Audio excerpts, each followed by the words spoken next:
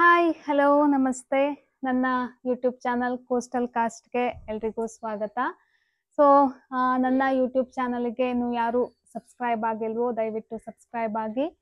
So, ಇವತ್ತು ನಾನು ಏನು ಮಾಡ್ತಿದ್ದೀನಿ ಅಂತ ನೋಡ್ತಾ ಇದ್ದೀರಾ. ಸೊ, ಯೂಶ್ವಲಿ ನಮ್ಮ ಮಲೆನಾಡು ಈ ಸೈಡ್ ಕರಾವಳಿಗಳಲ್ಲೆಲ್ಲ ಈ ಸೀಸನ್ನಲ್ಲಿ ಇದು ಕಾಮನ್ ಆಗಿ ಮಾಡುವಂತಹ ಕೆಲಸ ನಮ್ಮ ಮನೆಗಳಲ್ಲಿ.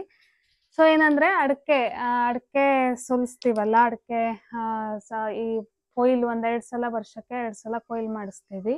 ಸೊ ಚಾಲಿ ಅಂತ ಮಾಡಿಸಿಡ್ತೀವಿ, ಅಂದ್ರೆ ಒಣಗಿಸಿ ಅದನ್ನ ಹಣ್ಣಡಿಕೆಯನ್ನ ಒಣಗಿಸಿ ಇಡುವಂಥದ್ದು. ಸೊ ಅದನ್ನ ಸೊಲ್ಸಾದ್ಮೇಲೆ ಅಂದ್ರೆ ಕೈಯಲ್ಲೂ ಸೊಲಿತಾರೆ, ಇಲ್ಲಾಂದ್ರೆ ಮಷೀನಿಗೂ ಹಾಕ್ತಾರೆ. ಈಗೀಗ ಏನಾಗಿದೆ ಅಂದ್ರೆ ಕೆಲ್ಸಗಾರರು ಸಿಗೋದು ಕಷ್ಟ, ಅಂದ್ರೆ ಮತ್ತೆ ತುಂಬಾ ದಿನ ತಗೊಳುತ್ತೆ ನಾವು ಕೈಯಲ್ಲಿ ಸೊಲಿಸ್ತಾ ಕುತ್ಕೊಂಡ್ರೆ. ಹಂಗಾಗಿ ನಾವೇನ್ ಮಾಡ್ತೀವಿ ಈಗ, ಎಲ್ಲದಕ್ಕೂ ಮಷಿನ್ ಬಂದ್ಬಿಟ್ಟಿದೆ. ಅಡಕೆ ಸುಲಿಲಿಕ್ಕೂ ಸಹ ಮಷೀನಲ್ಲೇ ಈಗ ಸುಮಾರಾಗಿ ಎಲ್ಲರೂ ಸೊಲ್ಸೋದು. ಹಂಗಾಗಿ ನಾವು ಈಗ ಒಂದೆರಡು ವರ್ಷದಿಂದ ಮಷೀನಿಗೆ ಹಾಕಿ ಸುಲಿಸ್ತಾ ಇದ್ದೀವಿ. ಸೊ ಅದೇನಾಗುತ್ತೆ, ಕೆಲವೊಂದ್ಸಲ ಕೆಲವೊಂದ್ ಮಷೀನಲ್ಲಿ ಈ ತರ ಎಲ್ಲಾನು ಅಂದ್ರೆ ಚೆನ್ನಾಗಿರೋ ಅಡಕೆನೆ ಬರೋದಿಲ್ಲ, ಅಂದ್ರೆ ಸ್ವಲ್ಪ ಹಾಳು ಅದು ಮಿಕ್ಸ್ ಆಗಿ ಬರುತ್ತೆ. ಆವಾಗ ಏನ್ ಮಾಡ್ಬೇಕು, ನಾವು ಅದನ್ನ ಒಂದ್ಸಲ ರಾಶಿ ಹಾಕೊಂಡು ಸಪ್ರೇಟ್ ಮಾಡ್ಬೇಕಾಗತ್ತೆ. ಅಂದ್ರೆ ಕ್ವಾಲಿಟಿ, ಈಗ ನೀವು ಈ APMCಗೆ ತಗೊಂಡು ಹೋಗಿ ಕೊಟ್ರುನು ಅಲ್ಲಿ ಚೆಕ್ ಮಾಡ್ತಾರೆ, ಕ್ವಾಲಿಟಿನ ಚೆಕ್ ಮಾಡಿ ತಗೊಳ್ತಾರೆ. ಹಂಗಾಗಿ ಈ ತರ ಇಡೀ ಅಡಕೆನ ನಾವು ಸಪ್ರೇಟ್ ಮಾಡ್ಬೇಕಾಗತ್ತೆ. ಅಂದ್ರೆ ಇದಕ್ಕೆ ವ್ಯಾಲ್ಯೂ ಜಾಸ್ತಿ ಈ ತರ ಚೆನ್ನಾಗಿರೋ ಅಡಕೆಗೆ. ಅಂದ್ರೆ ಇದರಲ್ಲಿ ಏನು ಕಣ್ಣಾಗ್ಲಿ ಅಥವಾ ಹಾಳಾಗ್ಲಿ ಏನು ಇರಬಾರ್ದು, ಗಟ್ಟಿಯಾಗಿ ಚೆನ್ನಾಗಿ ಇರಬೇಕು, ಅದನ್ನ ಅವರು ಚೆಕ್ ಮಾಡ್ತಾರೆ. ಸೊ ನಾವೇನ್ ಮಾಡ್ತೀವಿ, ಈ ತರ ಸಿಪ್ಪೆ ಗೂಡಾಗಿ ಬಂದಿರುತ್ತಲ್ಲ, ಕೆಲವೊಂದು ಮಷೀನಲ್ಲಿ ಹಾಕಿದಾಗ ಈ ತರ ಬರುತ್ತೆ. ಸೊ ನಮ್ಗೆ ಆಲ್ಮೋಸ್ಟ್ ಚೆನ್ನಾಗೇ ಬಂದಿತ್ತು. ಒಂದು ಚೀಲ ಮಾತ್ರ ಈ ತರ ಸಿಪ್ಪೆ ಗೂಡಾಗಿ ಈ ತರ ಸ್ವಲ್ಪ ಜಾಸ್ತಿ ಬಂದ್ಬಿಟ್ಟಿದೆ. ಹಂಗಾಗಿ ನಾನಿಲ್ಲಿ 2 ವೆರೈಟಿನ ಸಪ್ರೇಟ್ ಮಾಡ್ತಾ ಇದ್ದೀನಿ. ವೆರೈಟಿ ಅಂದ್ರೆ ಈ ತರ ಸಿಪ್ಪೆ ಇರೋದು ಒಂದ್ರಲ್ಲಿ ಹಾಕ್ತಾ ಇದ್ದೀನಿ.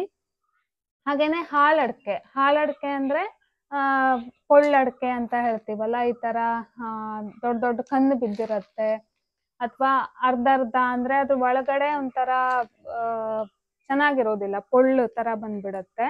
ಆ ತರ ಇದನ್ನೇ ಸಪ್ರೇಟ್ ಆಗಿ ಹಾಕ್ತಾ ಇದ್ದೀನಿ. ನೋಡಿ, ಈ ತರ ಇದು ಕಣ್ಣು ಬಿದ್ಬಿಟ್ಟಿದೆ ಅಡಕೆಲಿ. ಇದೇನಾಗತ್ತೆ, ಒಡೆದಾಗ ಅದ್ರಲ್ಲಿ ಒಂಥರ ಪೌಡರ್ ಆಗಿ ಅದು ಗಟ್ಟಿ ಇರೋದಿಲ್ಲ. ಸೊ ಅದನ್ನು ತಗೊಳ್ತಾರೆ, ಬಟ್ ಅದಕ್ಕೆ ಸ್ವಲ್ಪ ವ್ಯಾಲ್ಯೂ ಕಡಿಮೆ, ರೇಟನ್ನ ಕಡಿಮೆ ಹಾಕಿ ಕೊಡ್ತಾರೆ.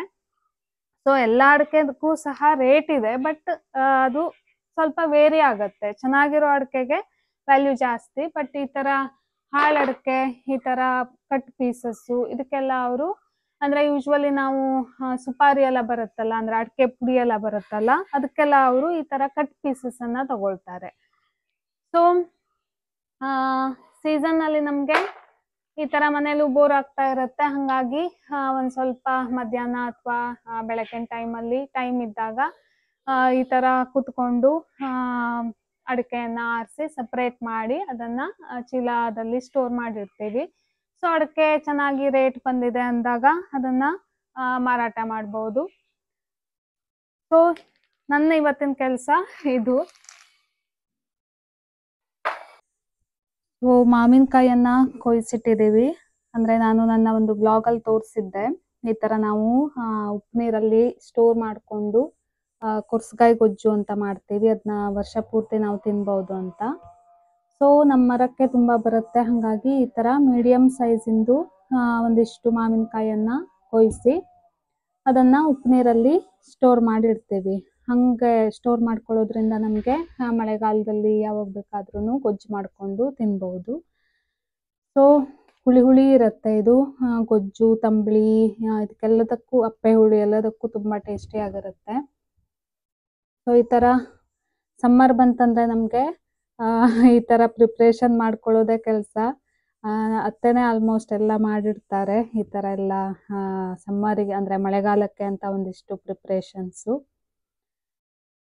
ಸೊ ನಮ್ಮ ಕರಾವಳಿಲಿ ಈ ತರ ಪ್ರಿಪ್ರೇಷನ್ ಸಮ್ಮರ್ ಬಂದ್ರೆ ಎಲ್ಲರ ಮನೆಯಲ್ಲೂ ಕಾಮನ್ ಆಗಿ ಕಾಣ್ಬೋದು. ಹಾಗೆಯೇ ಮಳೆಗಾಲ ಶುರುವಾಗೋಕ್ಕಿಂತ ಮುಂಚೆನೇ ನಾವು ಈ ಥರ ಬಿಸಿಲಿರುವಾಗ ಬೇಳೆಕಾಳು, ಒಣಮೆಣಸು ಎಲ್ಲ ತರಿಸ್ಕೊಂಡು ಒಂದ್ಸಲ ಒಣಗಿಸ್ಕೊಂಡು ಸ್ಟೋರ್ ಮಾಡಿ ಇಟ್ಕೊಬಿಡ್ತೀವಿ. ಅಂದರೆ ಒಂದು 4-5 ತಿಂಗಳು ಆರಾಮಾಗಿ ಸಾಕಾಗುತ್ತೆ ಅಂತ. ಕೆಲಸಗಾರರೆಲ್ಲ ಜಾಸ್ತಿ ಬರೋದ್ರಿಂದ ನಮಗೆ ಸ್ವಲ್ಪ ಜಾಸ್ತಿನೇ ಬೇಳೆಕಾಳೆಲ್ಲ ಬೇಕಾಗುತ್ತೆ. ಹಾಗೆ ಒಣ ಕೊಬ್ಬರಿನೂ ಒಣಗಿಸ್ಕೊಂಡು ಎಣ್ಣೆ ಮಾಡಿ ಇಟ್ಕೊಳ್ತೀವಿ. ಇವತ್ತು ನಾನು ನನ್ನ ಸ್ಕಿನ್ನಿಗೆ ನನ್ನ ಸ್ಕಿನ್ ಸ್ವಲ್ಪ ಕ್ಲಿಯರ್ ಆಗಲಿಕ್ಕೆ ಅಥವಾ ಹೊರಗಡೆ ಡಸ್ಟು ಪೋರ್ಸ್ ಎಲ್ಲ ಕೂತಿರುತ್ತೆ ಅದು ಕ್ಲಿಯರ್ ಆಗಲಿಕ್ಕೆ ಮತ್ತು ಸ್ವಲ್ಪ ಗ್ಲೋ ಬರಲಿಕ್ಕೆ ನಾನು ರೆಗ್ಯುಲರ್ ಆಗಿ ಯೂಸ್ ಮಾಡುವಂತಹ ಕೆಲವೊಂದಿಷ್ಟು ಟಿಪ್ಸನ್ನು ಹೇಳ್ತೀನಿ.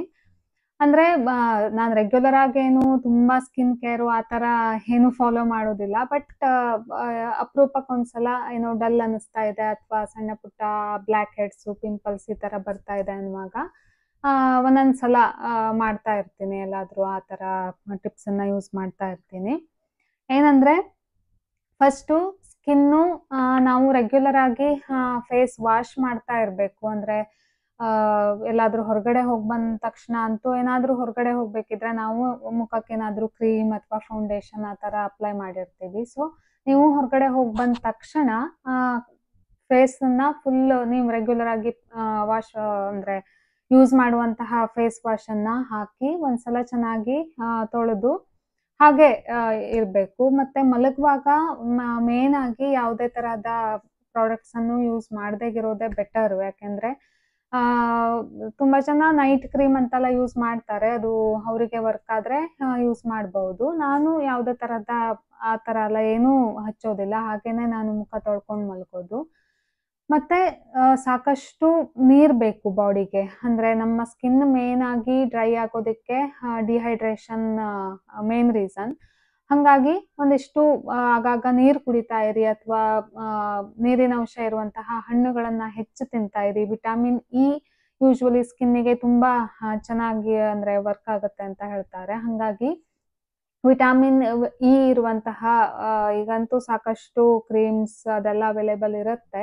ಬಟ್ ಯಾವುದು ಚೆನ್ನಾಗಿ ಆಗುತ್ತೆ ಅಥವಾ ಕೆಮಿಕಲ್ ಹಾಕಿರ್ತಾರೆ ಅಂತ ಟ್ರಸ್ಟ್ ಮಾಡೋದು ಕಷ್ಟ. ಹಾಗಾಗಿ ಆದಷ್ಟು ನಾವು ನ್ಯಾಚುರಲ್ ಪ್ರಾಡಕ್ಟ್ಸ್ ಅಂದರೆ ನ್ಯಾಚುರಲ್ ಆಗಿ ಸಿಗುವಂತಹ ಥಿಂಗ್ಸನ್ನೇ ಯೂಸ್ ಮಾಡಿ ನಮ್ಮ ಸ್ಕಿನ್ನನ್ನು ಚೆನ್ನಾಗಿಟ್ಕೊಳ್ಳೋದು ಬೆಟರ್ ಆಪ್ಷನ್ ಅಂತ ನನ್ನ ಒಪಿನಿಯನ್ನು.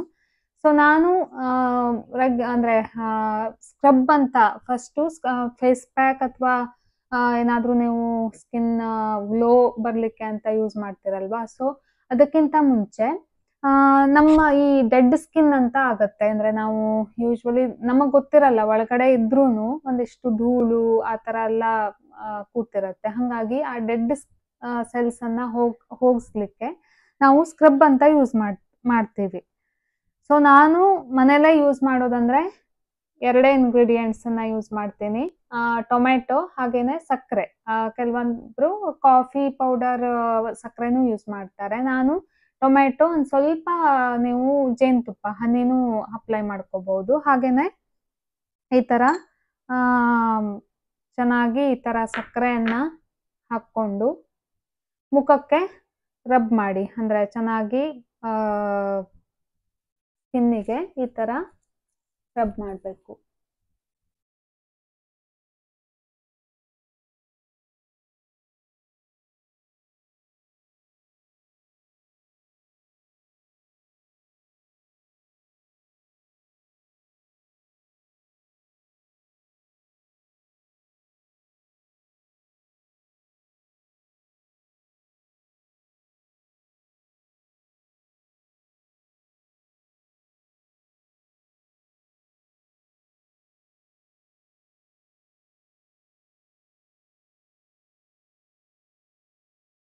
ಸೊ ಈ ಥರ ರಬ್ ಮಾಡಿದಾಗ ಸಕ್ಕರೆ ಸ್ವಲ್ಪ ಇದಾಗುತ್ತಲ್ಲ.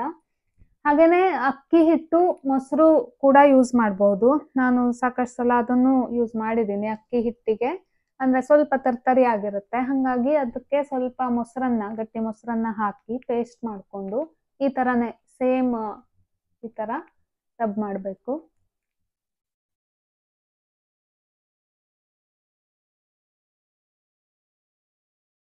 ಸೊ ಈ ಥರ ರಬ್ ಮಾಡಿ ಸ್ವಲ್ಪ ಹೊತ್ತು ಬಿಟ್ಟು ಫೇಸ್ ವಾಶ್ ಮಾಡೋಣ. ಟೊಮ್ಯಾಟೊ ಸಕ್ಕರೆಯನ್ನು ಯೂಸ್ ಮಾಡಿ ಸ್ಕ್ರಬ್ ಮಾಡಿಕೊಂಡು ಒಂದು ಸ್ವಲ್ಪ ಹೊತ್ತು ಬಿಟ್ಟು ಫೇಸ್ ವಾಶ್ ಮಾಡ್ಕೊಬಂದೆ. ಅಂದರೆ ಏನೂ ಹಾಕಿಲ್ಲ, ಹಾಗೆ ನೀರು ಹಾಕಿ ತೊಳ್ಕೊಂಡು ಬಂದಿದ್ದೀನಿ. ಸೊ ನೆಕ್ಸ್ಟ್ ಸ್ಟೆಪ್ಪು ನಾವು ಫೇಸ್ ಪ್ಯಾಕ್ ಹಾಕೋಣ. ಅಂದರೆ ಫೇಸ್ ಪ್ಯಾಕ್ ಅಂದರೆ ಮನೇಲೇ ಸಿಂಪಲ್ ಆಗಿ, ನಾನೇನು ಎಕ್ಸ್ಟ್ರಾ ಇಂಗ್ರೀಡಿಯೆಂಟ್ಸ್ ಎಲ್ಲ ಏನು ಹಾಕ್ತಾ ಇಲ್ಲ. ಸೊ ಸಿಂಪಲ್ ಆಗಿ ನಾನೇನು ತಗೊಂಡಿದ್ದೀನಿ ಅಂದರೆ ಇಲ್ಲಿ 1-2 ಸ್ಪೂನ್ ಮೊಸರು, ಕರ್ಡು, ಹಾಗೇನೆ ಕಡಲೆ ಹಿಟ್ಟು ಅಂದರೆ ಬೇಸನ್ ಫ್ಲೋರ್ ಇರುತ್ತಲ್ಲ ಅದು 1 ಸ್ಪೂನು, ಹಾಗೇನೆ ಒಂದು ಅರ್ಧ ಸ್ಪೂನ್ ಅರಿಶಿನ, ಟರ್ಮರಿಕ್ಕು ಅರ್ಧ ಸ್ಪೂನ್. ಸೊ 3 ಇಂಗ್ರೀಡಿಯೆಂಟ್ಸನ್ನು ನಾನು ಹಾಕಿರೋದು ಇಲ್ಲಿ. ಸೊ ಇದನ್ನು ಹಾಕಿ ಈಗ ಪ್ಯಾಕ್ ಹಾಕ್ಕೊಳ್ತೀನಿ. ಆಲ್ರೆಡಿ ನಾವು ಸ್ಕ್ರಬ್ ಮಾಡ್ಕೊಂಡಿರೋದ್ರಿಂದ ಮತ್ತೆ ಉಜ್ಜೋದೇನು ಬೇಕಾಗೋದಿಲ್ಲ. ಜಸ್ಟ್ ಈ ಥರ ಇದನ್ನು ಅಪ್ಲೈ ಮಾಡಿದ್ರೆ ಸಾಕಾಗತ್ತೆ.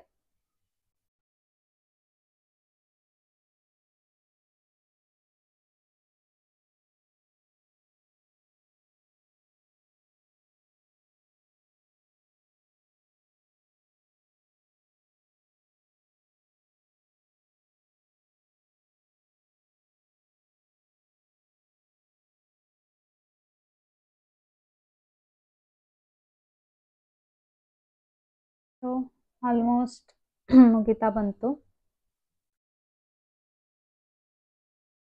ಈ ಥರ ಪೂರ್ತಿಯಾಗಿ ಜಸ್ಟ್ ನಾನು ಅಪ್ಲೈ ಮಾಡ್ತಾ ಇದ್ದೀನಿ ಅಷ್ಟೇ ಎಲ್ಲ ಕಡೆ.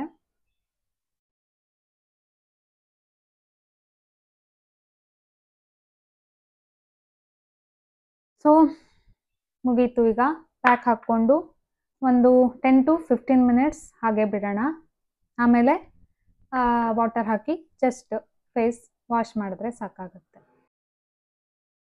Face wash ಮಾಡ್ಕೊಬಂದಿದ್ದೀನಿ.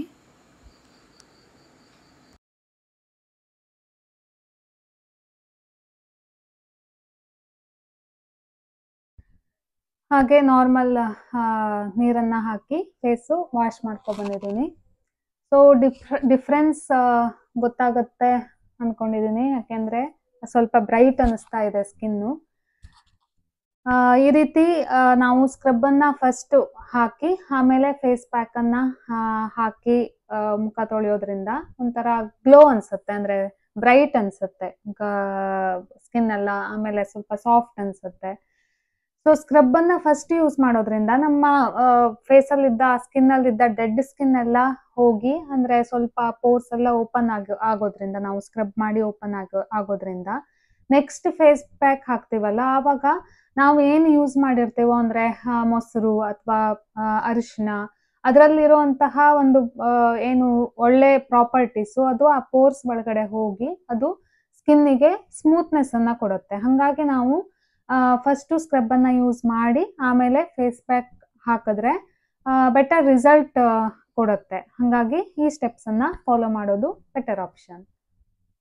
ಹಾಗೆಯೇ ಲಾಸ್ಟಲ್ಲಿ ಅಂದರೆ ಫೇಸ್ ವಾಶ್ ಎಲ್ಲ ಆದಮೇಲೆ ನಿಮಗೆ ಬೇಕಿದ್ದರೆ, ಅಂದರೆ ನಿಮ್ಮದು ಸ್ವಲ್ಪ ಡ್ರೈ ಸ್ಕಿನ್ ಇದ್ದರೆ ನೀವು ಮಾಯ್ಶ್ಚರೈಸರನ್ನು ಅಪ್ಲೈ ಮಾಡ್ಬೋದು. ಅಂದರೆ ನನಗೆ ಸ್ವಲ್ಪ ಡ್ರೈ ಸ್ಕಿನ್, ನಂದು ಆಯಿಲಿ ಸ್ಕಿನ್ ಇದ್ದವರಿಗೆ ಮಾಯ್ಶ್ಚರೈಸರ್ ಮತ್ತೆ ಅಪ್ಲೈ ಮಾಡೋದೇನು ಬೇಕಾಗೋದಿಲ್ಲ. ಸೊ ನಂದು ಸ್ವಲ್ಪ ಡ್ರೈ ಸ್ಕಿನ್ ಆಗಿರೋದ್ರಿಂದ ನಾನು, ಅಂದರೆ ಕಡಲೆ ಹಿಟ್ಟನ್ನೆಲ್ಲ ಯೂಸ್ ಮಾಡಿರ್ತೀವಲ್ಲ, ಹಾಗಾಗಿ ಅದು ಸ್ವಲ್ಪ ಡ್ರೈ ಆಗುತ್ತೆ ಸ್ಕಿನ್ನು. ಹಾಗಾಗಿ ಮುಖ ವಾಶ್ ಮಾಡಿಕೊಂಡು ಚೆನ್ನಾಗಿ ನ್ಯಾಪ್ಕಿನ್ನಲ್ಲಿ ಒರೆಸ್ಕೊಂಡು ಈ ಥರ ಫೈನಲ್ ಆಗಿ ಸ್ವಲ್ಪ ಮಾಯ್ಶ್ಚರೈಸರ್ನ ಅಪ್ಲೈ ಮಾಡೋದು ಅಷ್ಟೇ. ಸೊ ನಾನು ರೆಗ್ಯುಲರ್ ಆಗಿ ಯೂಸ್ ಮಾಡೋದು ಇಷ್ಟೇ ಸ್ಟೆಪ್ಸು, ಸಿಂಪಲ್ ಆಗಿ ಹೋಮ್ ಮೇಡು. ಅಂದರೆ ನಾನು ಕೆಮಿಕಲ್ ಯೂಸೇ ಮಾಡೋದಿಲ್ಲ, ಏನು ಹಚ್ಚೋದೇ ಅಂತ ಇಲ್ಲ ಅಂತ ಏನಿಲ್ಲ. ಎಲ್ಲಾದರೂ ಹೋಗಬೇಕಿದ್ರೆ ಅಷ್ಟೇ ನಾನು ಮಾಯ್ಶ್ಚರೈಸರು, ಜಸ್ಟ್ ಒಂದು ಫೌಂಡೇಶನ್ ಕ್ರೀಮ್ ಅಥವಾ ಫೌಂಡೇಶನ್ ಪೌಡರು, ಲಿಪ್ಸ್ಟಿಕ್, ಕಾಜಲ್, ಅದೆಲ್ಲ ಕಾಮನ್ ಆಗಿ ಎಲ್ಲ ಹುಡುಗಿರು ಯೂಸ್ ಮಾಡೋದನ್ನೇ ಯೂಸ್ ಮಾಡೋದು. ಬಟ್ ನನ್ನ ಸ್ಕಿನ್ನಿಗೆ ಸ್ಕಿನ್ ಕೇರ್ ಅಂತ ಯಾವುದೇ ಕೆಮಿಕಲ್ ಪ್ರಾಡಕ್ಟ್ಸನ್ನು ನಾನು ಯೂಸ್ ಮಾಡೋದಿಲ್ಲ. ಫೇಸ್ ವಾಶ್ ಅಷ್ಟೇ, ಅದು ಮುಲ್ತಾನ್ ಮಿಟ್ಟಿ, ಮಮಾ ಅರ್ತ್ ಅವ್ರದ್ದು ಮುಲ್ತಾನ್ ಮಿಟ್ಟಿ ಫೇಸ್ ವಾಶ್ ಇದೆ, ಅದು ನನಗೆ ಚೆನ್ನಾಗಿ ಬರ್ತಾ ಇದೆ. ಹಾಗಾಗಿ ರೆಗ್ಯುಲರ್ ಆಗಿ ನಾನು ಅದನ್ನೇ ಯೂಸ್ ಮಾಡ್ತಾ ಇದ್ದೀನಿ ಈಗ. ಸೊ ಹೆಚ್ಚೆಚ್ಚು ನೀರು ಕುಡೀರಿ, ಹಾಗೇನೆ ಅದು ಇಂಪಾರ್ಟೆಂಟು. ನಾವೇನು ಫುಡ್ಡನ್ನು ತಿಂತೀವಿ ಅದು ನಮ್ಮ ಸ್ಕಿನ್ ಮೇಲೆ ಎಫೆಕ್ಟ್ ಆಗುತ್ತೆ. ಹಾಗಾಗಿ ಒಳ್ಳೆ ಫುಡ್ಡನ್ನು ತಿನ್ನಿ, ಹಾಗೆ ಚೆನ್ನಾಗಿ ನೀರು ಕುಡೀರಿ.